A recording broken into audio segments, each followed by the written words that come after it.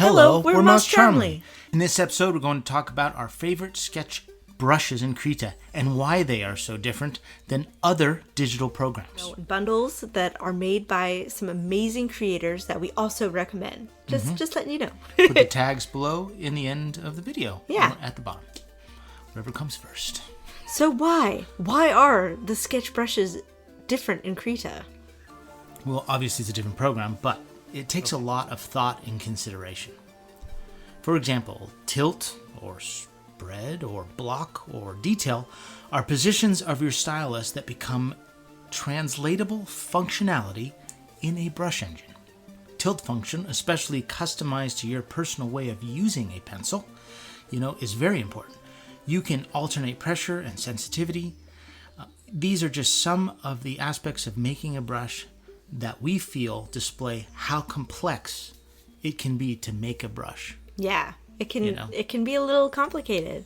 A little bit, a lot of it. they have options when you go into that interface. Yeah.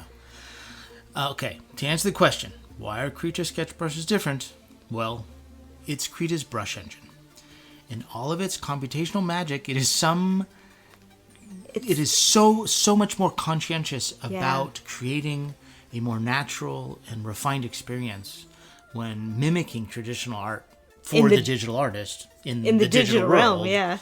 The brush engine is surprisingly user-friendly as well.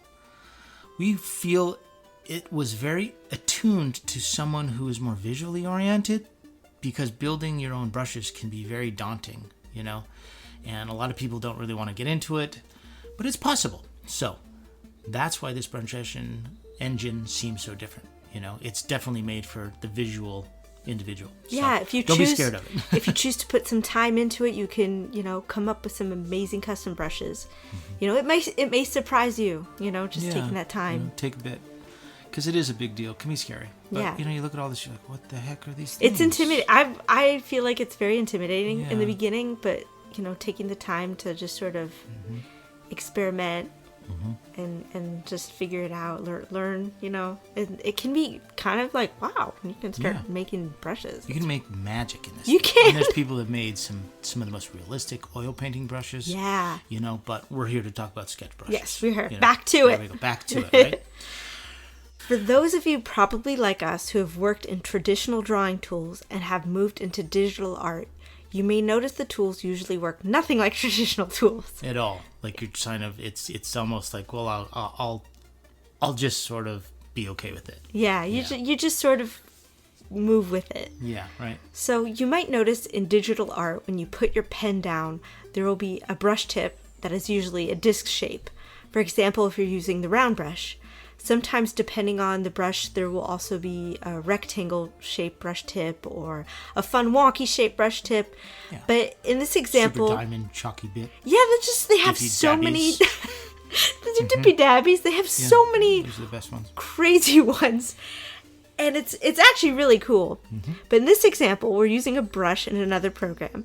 And I use a pencil brush that has a round brush tip with a pencil-like texture to get the pencil effect I'm looking for.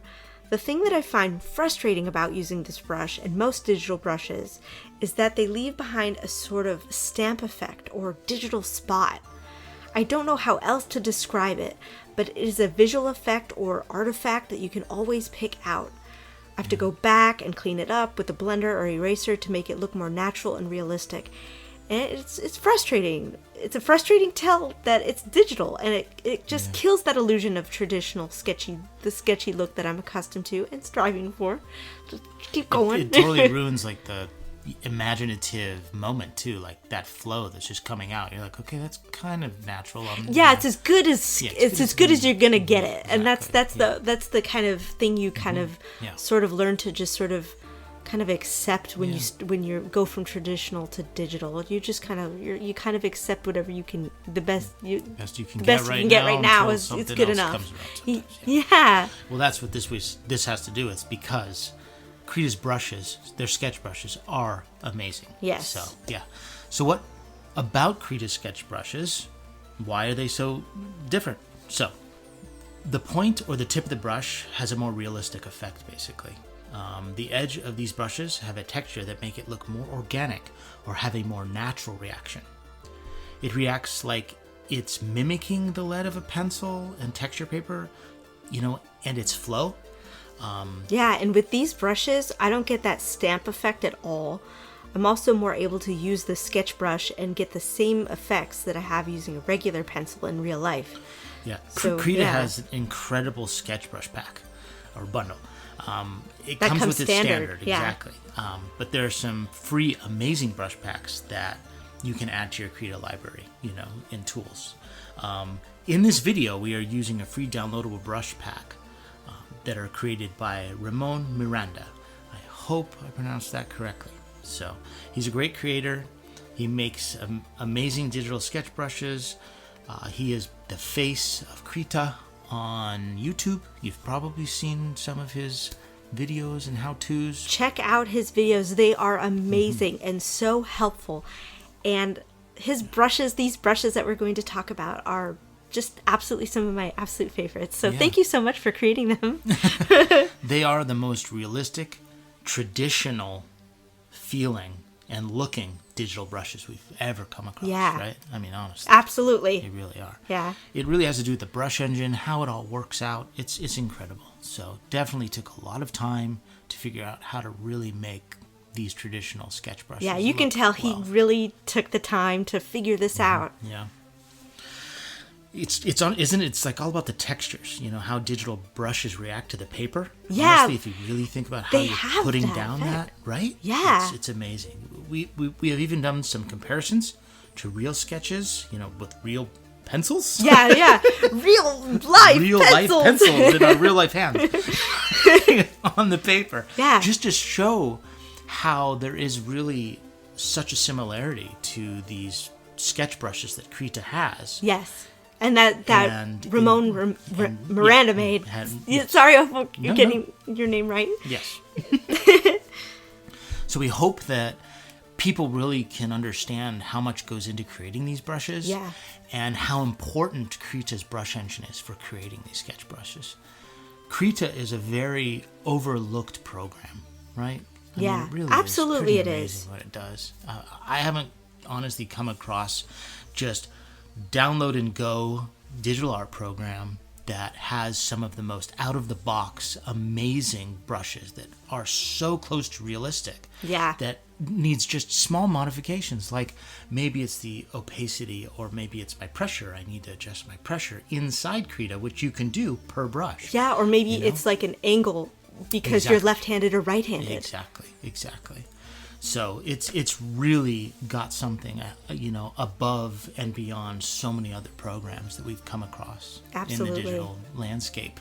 We want to Yeah. talk about Ramon Miranda's free sketch brush packs Yes. that we highly recommend. Please, the free download Yes, and use them. they're amazing.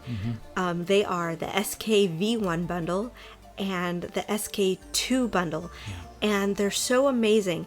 And we're gonna use examples of some of how these brushes are so amazing, and just a few examples like the Ghost Lines brush and the flat gradient brush, and just pretty much a lot of They these do a brushes marvelous are just job mimicking real amazing. tools. They really do. Yeah, And it's surprising how good they are. they are. Isn't it? Yeah, And that's really what I have to say across. they're the best brushes that mimic real life. Yeah. And they're so amazing. And in his SK2 bundle too, when you download it, it comes with this free kind of guide. I think it's a PDF. Yeah, it's Is it it's a PDF that it comes with, and it's really cool because it explains to each brush individually and just how he used it, and it's just that is so helpful. Thank you. Yeah. And it's just so nice, and it's just these brushes really do mimic traditional art. Yeah.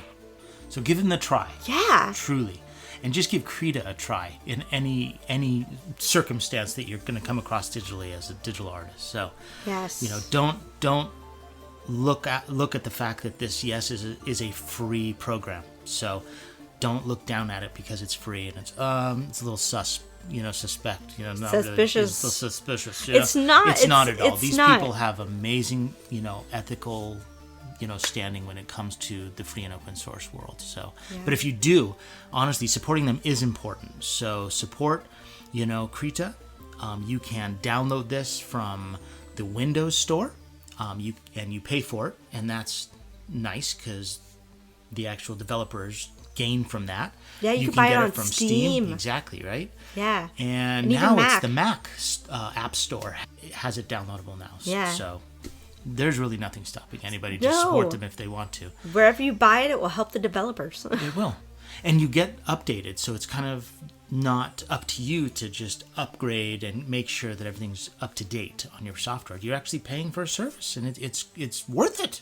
Yeah. Because Krita rocks, period. Krita does rock. Krita's And also people work hard on these brush packs that they make too. There's so many people who make these free brush packs that are amazing. It's worth believing in. And it is. It really is. And just everybody who contributes to it, thank you. Thank you very much. Okay. Okay. I hope we helped a little and shared with you something new. Something we really recommend too, honestly. So, thank you. MossCharmly out. Thank you. There we go. Thank you so much. See everybody later.